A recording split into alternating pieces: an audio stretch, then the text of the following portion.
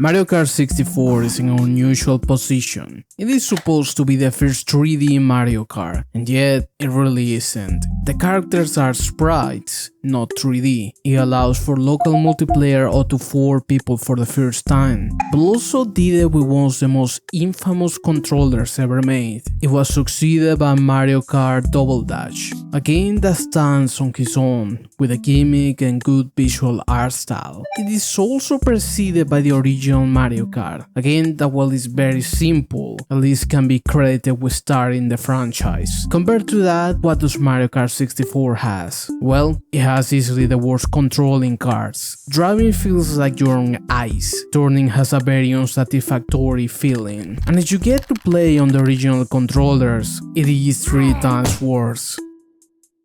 There are some people that defend this controller design, but my main problem is not even that, but rather how bad the joystick it is. I understand that this is from the 90s, but so is the PS1, and that controller joystick feels so much better. This game doesn't really have much to offer as a single player experience. Everything is unlocked, there are no challenges or secrets, so the game runs thin pretty fast, leaving only the multiplayer. This is the best part of the game. When Mario Kart 64 multiplayer works, it does great. There's a chaotic charm when playing this game that you only feel in the Wii. The battle mode in particular can be simple but enjoyable. In this mode, the slippery controls can actually be fun instead of annoying. However, I think this is why this game is in a weird place. Anything that it does well, any of the other games does much better. Yeah, the multiplayer is chaotic, but the Wii game is even more. The battle mode is fun, but the DS one is even more. So if you have a decision to play a Mario Kart, why choose this one, when the others do a better job? I can only think of 2 reasons. The music.